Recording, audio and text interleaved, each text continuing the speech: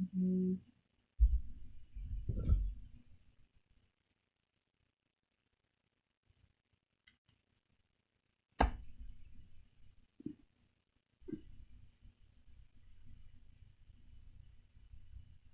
Hi, and thank you for joining me. My name is Janie Santoy. I'm a spiritual techpreneur, and I am here to talk to you about how technology can help you create a soul aligned life and business. And so, primarily, I speak about different spiritual tools. And so, today we're going to be talking about shamanism as a tool or shamanic practice as a tool. So, last week, I spoke to you about the importance of meditation and looking at meditation as a tool. And so the different ways that it could help. What some of the things were that keep us from following that practice and having a meditation practice. And so I focused on really talking about how it can help you gain awareness and how it can help you bring healing and how it can help you take action. So today I want to continue my discussion of tools and talk about shamanism.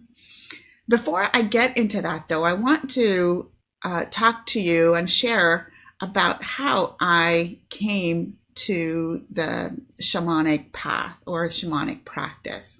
So I shared a little bit about that story during my first Facebook Live, in which I kind of shared with you why I was interested in doing this Facebook Live show and sharing the different tools with you. And so I'm going to recap a little bit of that story and then go a little bit deeper into what I've discovered through kind of shamanic practice, and then share with you the basics of what shamanism is, at least from my perspective and what I've learned, and then the basics of shamanic practice. Now, this is a kind of preparatory talk for my first live guest that I'm going to be having next week. So next week, I'm going to be having a dear friend who actually I met through part of my studies in shamanic practice. And we have been sharing our experiences, and she really is more steeped in using that tool both in her healing practice and for herself. And so she's going to come and share that with us. So I'm excited to be able to share that with you. So I kind of want to prepare for that talk in this particular session. So remember that I want to focus on awareness, healing, and action. So I'm going to bring those in as I talk about the practice here. But first, I'm going to go ahead and share, or at least get into the make sure that this is actually streaming. So because with live, and that's one of the things that we are always wondering if what we've set up is actually working. So, okay, so let me tell you a little bit about my story. So it was maybe about 5 years ago that I was on my path. So I was looking for something, and I'd been studying different things. I had found these groups online which had been really instrumental for me in getting the language and finding the right people to help me learn what I'm supposed to be learning, or to help me. So what I did is I looked for breadcrumbs because I didn't have the background and I didn't have the community around me to really help. I went online to try and find that community. And so in that group, online group that I found, there was a lot of people talking about all these different tools and all these different practices. So everything was very new to me. But one of the things that happened was somebody shared an offer that they had, because this was a group that's focused on business and using these different spiritual technologies, even though that's not really how they phrase it. That's how I'm phrasing it. But in retrospect, kind of so it's a lot of spiritual entrepreneurs that are part of this group. And so people, of course, share their practices. And so I worked with one healer, and so part of what she recommended was that I listen to music. So, of course, as an educator and having my experience teaching and developing curriculum and working with different types of students, I already knew, but I had never used that knowledge in these terms, but I already knew that different people have different strengths. So you may have the visual aspect may be stronger for you, the auditory. So in education, we refer to this as different learners, right? So as a teacher, then I know if somebody is an auditory learner, then there are certain things that I can do as a teacher to help that student learn by using that strength. If somebody's a visual learner, then as a teacher, I know I can present my lessons in a certain way to help people learn based on the visual strengths that they have, and so on. So there's different strengths that people have. And so this really resonated with me, the fact that she said, try listening to these different types of music and see which ones resonate. And so there was all different types of music. So there was like flute music, there was chanting, there was, those are just some of the ones I remember. I know there was a lot more, but in one of the choices was drumming. And so drumming was something that I had never really heard. I had never really heard about it in terms of adding it to my meditation practice or kind of as a spiritual technology. So I didn't really know about that. That was my first experience with drumming. So, and of course, that was only one of the things that she suggested was finding music that was going to help me connect faster and better, or to have a stronger connection that I was seeking.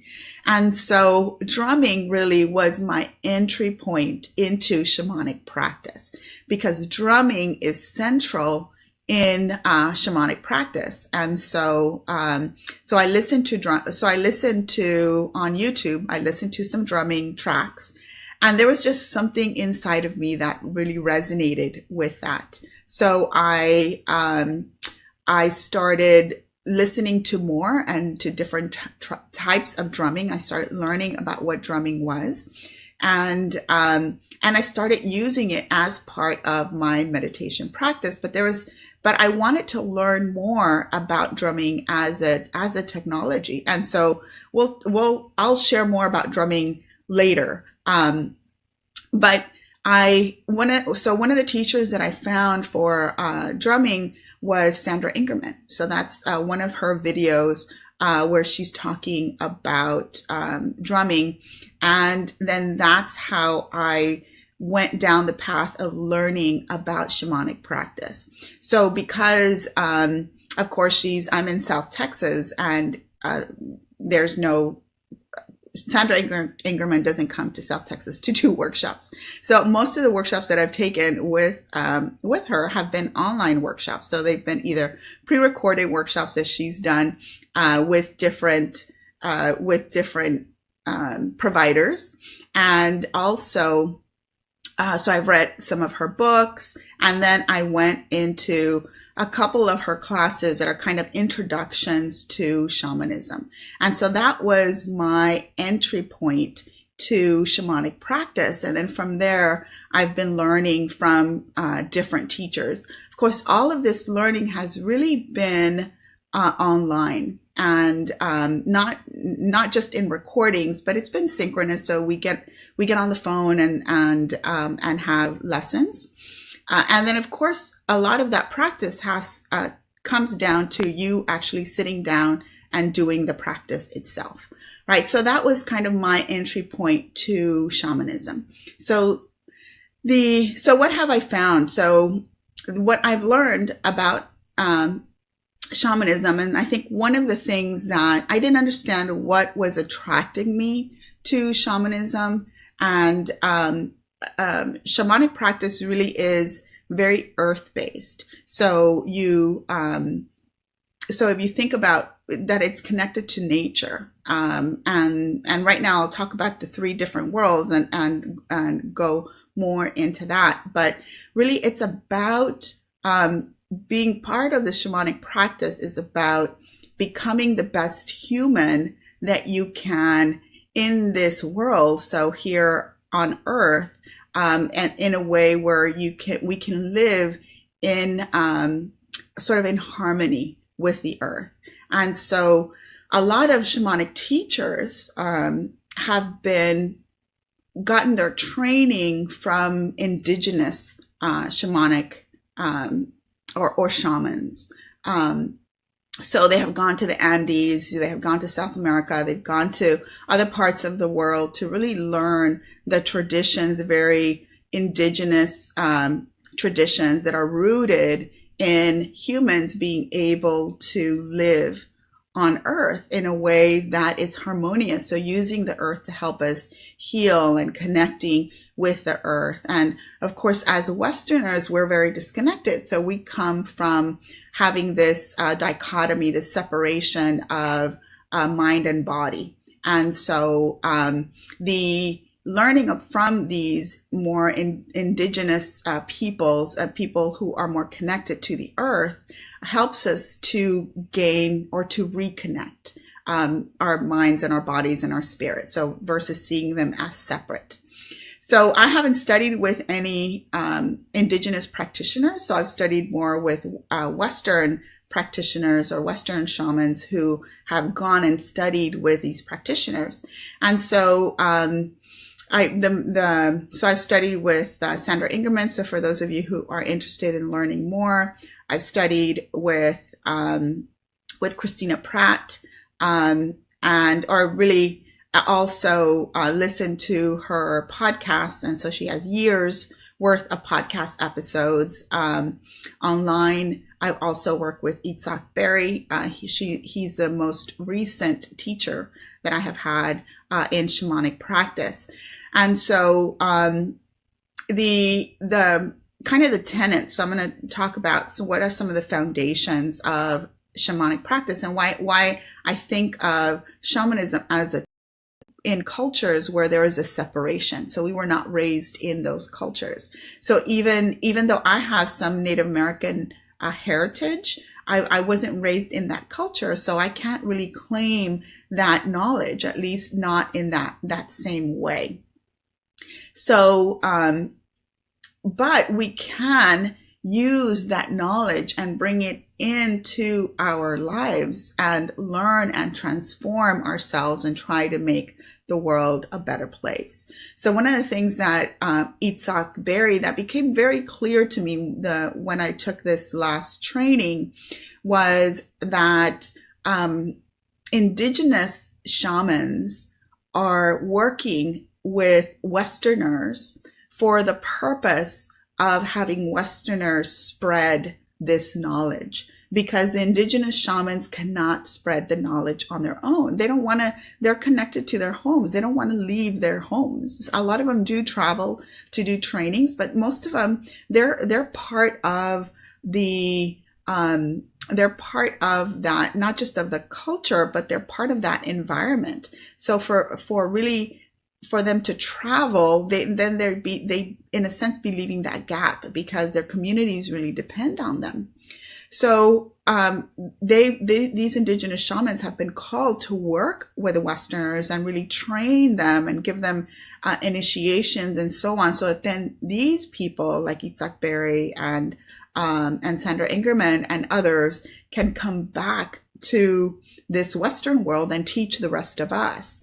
And so I know that a lot of people think, well, I need to go and study with an indigenous shaman to really get the knowledge, but I don't really think that that's necessary. I think that we can learn from these teachers who have already done that. So they have already laid the foundation and have already sort of started that path. So we don't have to go and do that. We can learn from them, because the knowledge that they have, then they're able to translate that, and they're able to bring us that awareness kind of in a way that we can understand it as Westerners. And so Itzhak Berry has said that, and of course Christina Pratt has said that, and Sandra Ingerman has also said that. So I think that we can learn from them. We can, if we feel called to study with an Indigenous teacher, we certainly can, but I don't think we have to. I think there's a lot of these traditions and knowledge that have already been, people are teaching about them now. There's been a lot of books written about them. So we can learn a lot and bring that into our practice. Now, one of the things that Christina Pratt does say is that we need to be careful that we're not just being tourists when we go and study shamanism, for example, that we're not going to necessarily get the benefit if all we do is a week in a class and we never incorporate it into our lives. And so so in a sense, we can't just be a tourist and go and take the class and then come back and come back to our regular lives. We have to let that knowledge transform us. So I think that I have been, in a way,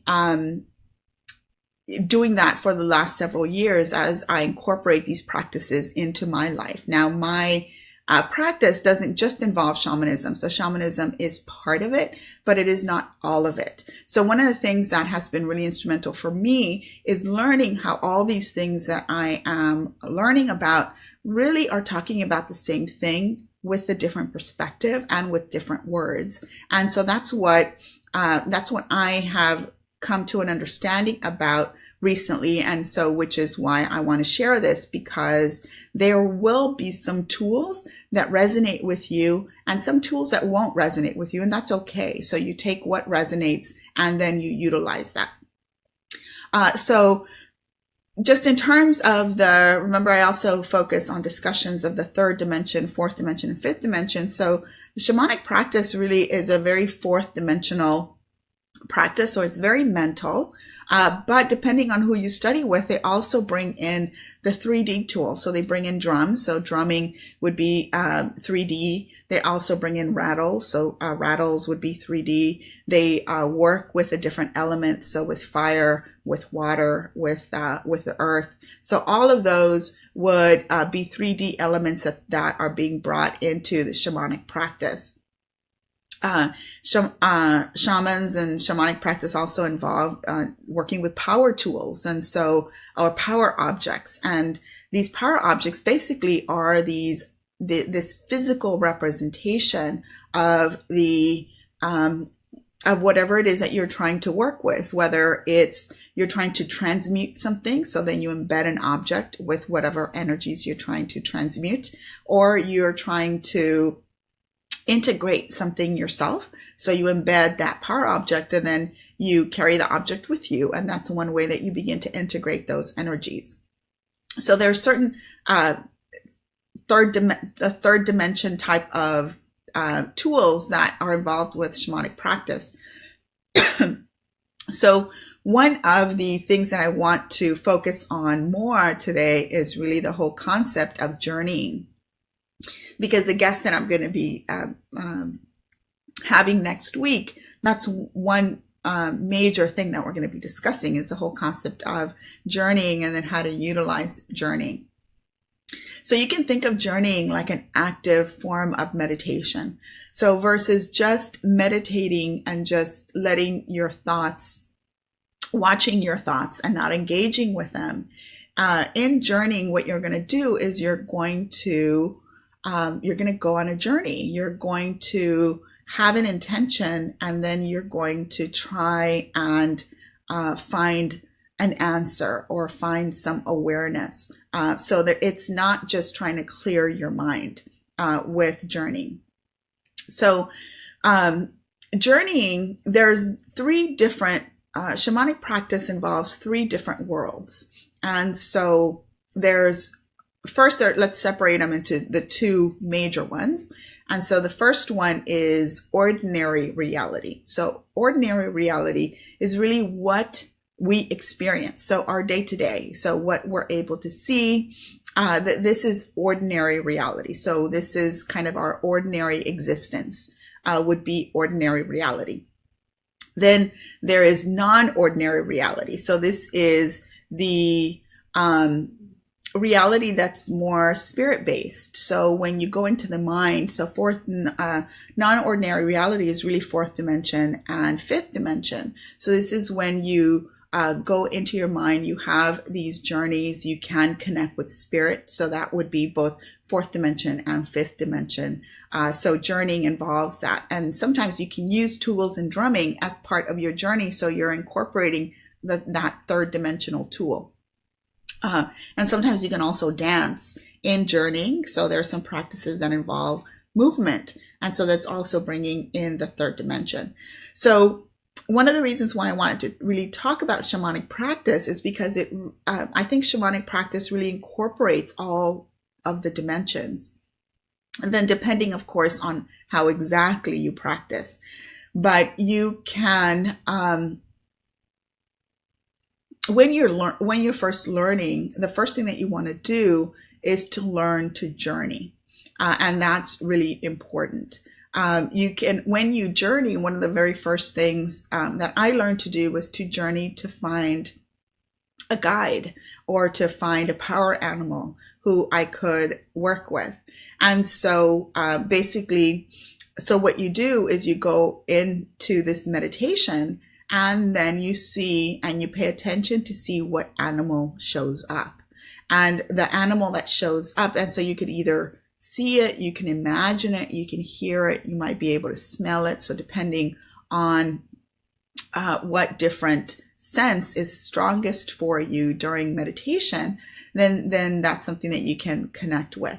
So, and then of course the power animal, what that connection does is you can think about, well, what are the strengths of that animal? And then how can I use those strengths in my daily life? And that's some of the information that you can bring back from the journey.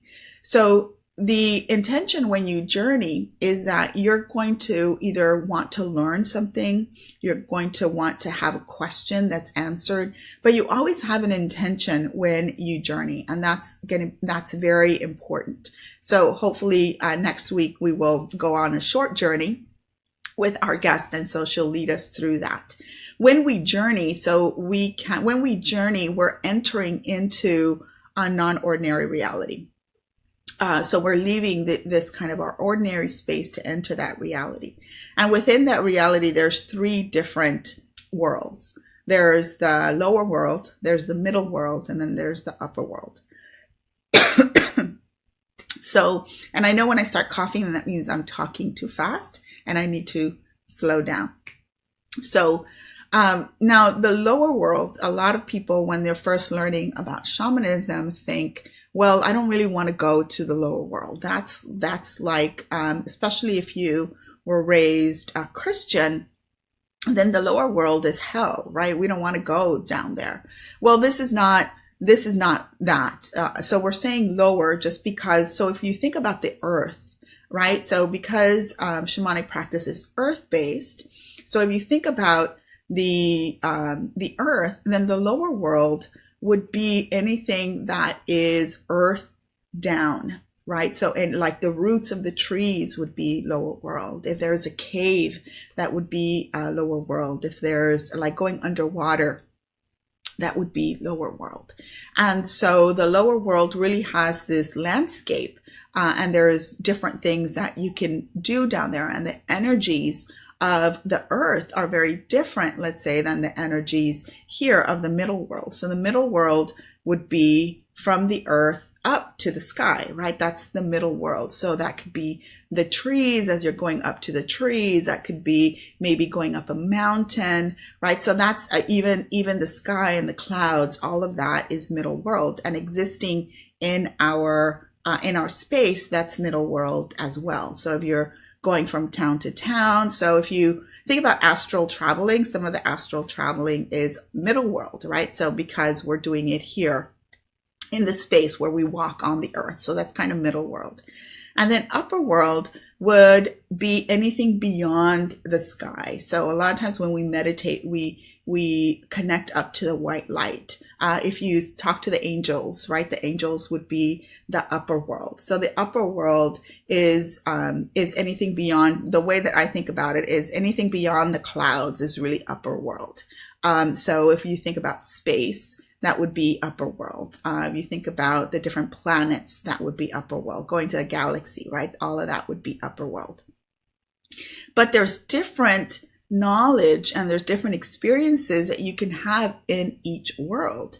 So for example, if you want to go look for your power animal, well, where do animals live, right? Most of animals that we know of, right? We don't know of any animals that live out in outer space. So most of the animals are going to be in the middle world, or they're going to be in the lower world. So, you know, if you want to go, for example, an earthworm would be a lower world, right? And I think a lot of the animals, my experience has been that a lot of the animals are freely able to travel between middle world and lower world. So when you're journeying, a lot of times you want to go to a specific place. So a lot of times you want to go to the lower world, or you want to stay in the middle world, or you want to go to the upper world. So it's based on whatever intention you have. And then so if you want to go to the lower world, what you want to do is you want to find a way down. So you can find a way down through, like a rabbit hole would be a way down. If you like go into the ocean, that would be a way down, or down a lake, that would be a way down. If you go down the roots of trees, that would be a way down. So you want to, as you're, if you want to be guided, let's say you don't want to choose where you're going to go, you want to be guided on your journey. So then, well, when you start, you're starting in this middle world. So a lot of times when we start journeying, we start like in a meadow, or we start in a garden, so which would be middle world. But a lot of times if you see a hole and you're called to enter, or if you see a cave and you're called to enter, or you see a tree and you want to go down the roots, then that means you're traveling down to the lower world and you can get information there. If you are staying in the middle world, then you're staying here kind of on the surface of the earth. And then if you climb a tree, let's say you climb a tree like Jack of the Beanstalk, and you're climbing and going up, then more than likely you're going to the upper world, right? Or if you get on a bird and then the bird takes you to outer space, right? Or if you get on Pegasus and Pegasus takes you to outer space, or if you get on a magic carpet and you go to outer space, then all of that would be upper world, right? Or if you just travel on an elevator and you go up to the white light, then that would be upper world. So different, what you connect to and what information you find, and so what questions you want to have answered, then you can decide, well, who do you want to get guidance from? And you have guides in all of the world, so you can get information in all of them. So you have some guides that can travel with you in the lower world, in the middle world, and the upper world, and some that you can really connect in any of those. So when you think about journeying, so journeying is very much a fourth dimensional tool, because you're going inside, you're going in your brain, you're imagining all of these things, you are open to seeing what you see through this kind of imaginative practice. So that is the kind of the three worlds. So this is kind of like the basics of shamanic practice, is really learning to journey and using journeying as a tool, not just to clear your mind, but to find answers and to connect with helpers. So with your spirit helpers. So whether you call them guides or angels or spirit animals or power animals, whatever you call them, then though they are there to help you. So I've already gone on for half an hour about this this of course are the very basics of shamanic practice. And in the comments, and in the description, I'm going to add some resources that you can go look at for a little bit more on connecting with these teachers. If you're interested in learning yourself more about journeying, I will have kind of a basic primer on journeying. So there's a lot online that you can go listen to. You can listen to drumming and the different tools. So I'll have another live stream where I talk about the different tools and then how you can use them in your journeying practice. But if meditation is one of your practices that you have trouble with, and you have trouble kind of connecting, then you can turn to journeying. So one of the reasons why I really like journeying is because I like to be more active, and I like my meditation practice to have kind of a purpose, right? Beyond just relaxing. So once I was able to do that, then I want my meditation practice to be really about guidance and about connecting. And so that's where the journeying came in for me, and developing that as a practice.